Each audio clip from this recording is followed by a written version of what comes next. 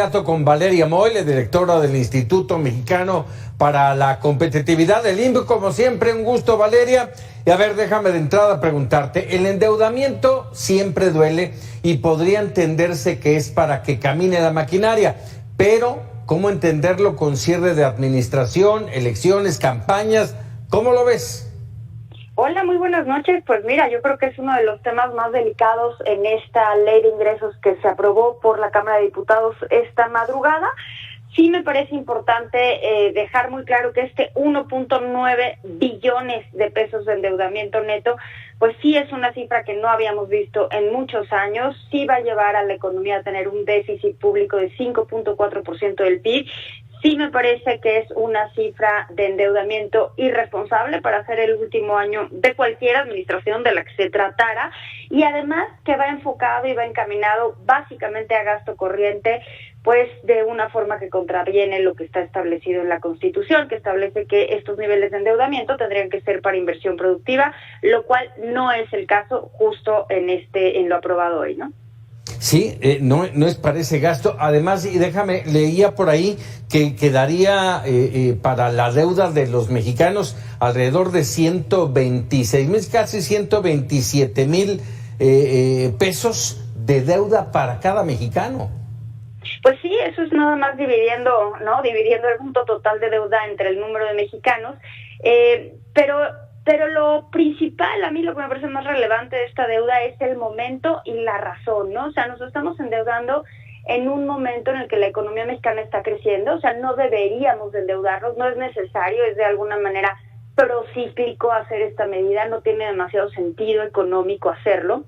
En segundo lugar, nos estamos endeudando en un momento en el que las tasas de interés están muy altas, y esto quiere decir que el costo financiero de la deuda, los intereses que se van a tener que pagar sobre esta deuda adquirida el año que entra, pues se va a acumular en el tiempo a una tasa de interés alta. Y en tercer lugar, pues que no va encaminado a ningún proyecto productivo, ¿no? Esas son las cosas que a mí me parecen graves de este endeudamiento. A mí no me parece que la deuda en sí misma sea ni buena ni mala. Yo creo que la deuda es una herramienta financiera que si se usa bien puede ayudar a una economía a crecer, a salir de momentos complicados, a impulsar ciertas áreas. No estoy en contra del endeudamiento, ¿no? El presidente ha dicho una y mil veces que no hay deuda y que él no se va a endeudar. Pues yo siempre dije, no, la deuda no debería de estigmatizarse de esta manera, y ahora pues está cayendo justo en lo que él dijo que no iba a hacer, ¿no? Sí se está endeudando, sí nos vamos a endeudar como país,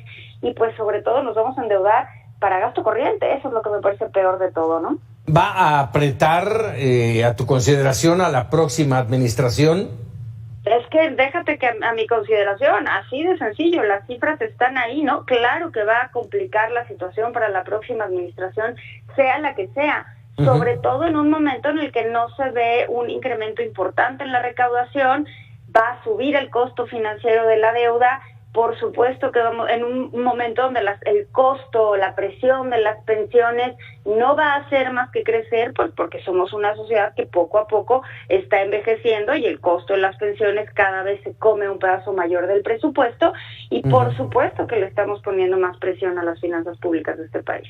Caray. Otro tema que comentaba yo al inicio de este espacio, Valeria, es el que tiene que ver, y además me parece que debe de haber una aclaración muy pertinente, aunque no por ello deja de ser grave. Esto que se aprobó no es un impuesto al ahorro, ¿es correcto? No, en efecto, no es un impuesto al ahorro. De repente nos hacemos bolas con los impuestos al ahorro y demás. De lo que se está hablando no es un impuesto al ahorro.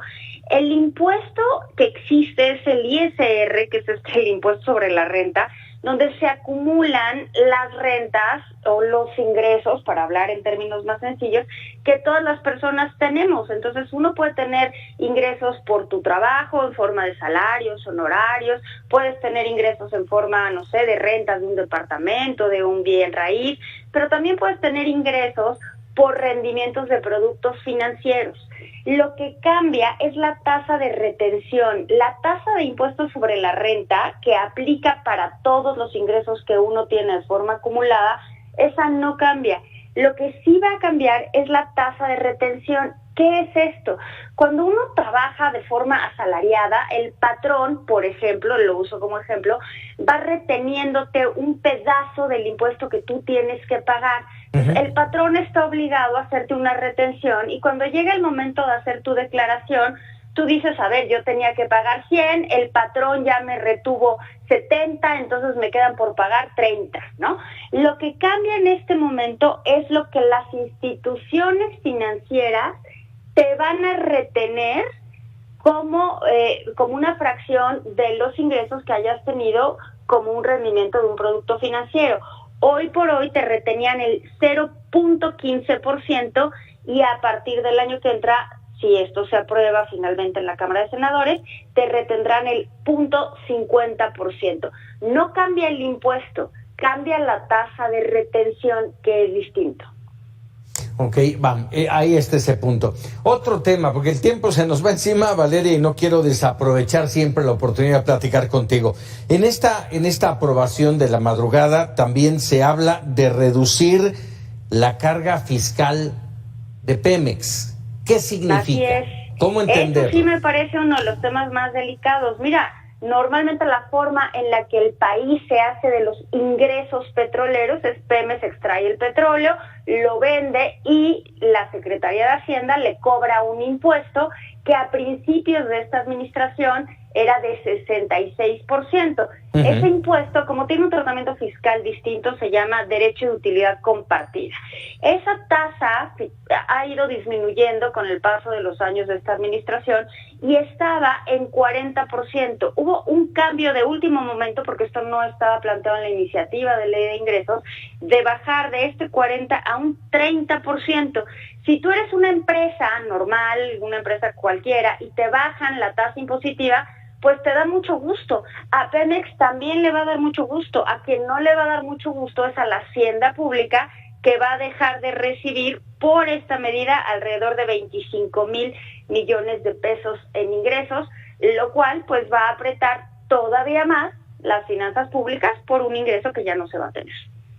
Oye, déjame preguntarte esto porque lo leía yo en la mañana brevemente, sobre todo nada más el encabezado, decía Enrique Quintana, Pemex va rumbo al suicidio. Y no lo decía por esto, la columna de Enrique Quintana no hacía referencia a esto que sucedió en la Cámara de Diputados. Por eso mencionaba, esto tiene que ver también con lo dicho por el nuevo secretario de Energía, de que van a recortar las exportaciones. Así es, la columna de Quintana se refería precisamente a lo que dijo el nuevo secretario de Energía, a que van a reducir las exportaciones de petróleo en alrededor de un 70% y que ya el petróleo nos lo vamos a quedar aquí y lo vamos a refinar en México. Es una tontería mayúscula porque las refinerías en México no pueden refinar el petróleo que México produce por ser un petróleo pesado y las refinerías en México refinan petróleo ligero. Bueno, pero también depende a quién le hablan, a quién le venden esta idea, ¿no? Bueno, pero es que los datos son los datos, entonces yo no sé a quién le quieran vender la idea, a mí eso me da un poco lo mismo, lo que sí sé es que no es factible, o sea, sí, claro que podemos dejar de exportar y entonces nos quedaremos con los barriles de petróleo guardados porque las refinerías en México no están diseñadas para refinar el petróleo de las características que tiene el petróleo mexicano en términos muy generales. En términos generales, el petróleo mexicano es un petróleo pesado por la cantidad de azufre que tiene y necesita refinerías de ciertas características. Las refinerías en México usualmente, estoy generalizando, refinan petróleo ligero, crudo ligero, que traemos normalmente de otros países, particularmente de Estados Unidos. Entonces nosotros vendemos nuestro petróleo que es más pesado e importamos petróleo más ligero que refinamos en nuestras refinerías. Pero no podemos refinar todo nuestro petróleo porque las refinerías están diseñadas para otro tipo de crudo. Entonces, pues sí, podemos dejar de exportarlo, pues sí, esa es una decisión que podremos hacer y entonces nos quedaremos inundados de petróleo que no vamos a saber en qué usarlo, ¿no? Oye, y no sabremos ni siquiera dónde guardarlo, porque no tenemos dónde. Bueno, por supuesto que no, por eso te decía, es una medida que no tiene sentido alguno, ¿no? Sí, y nos llevaría incluso a parar la explotación petrolera, ¿no?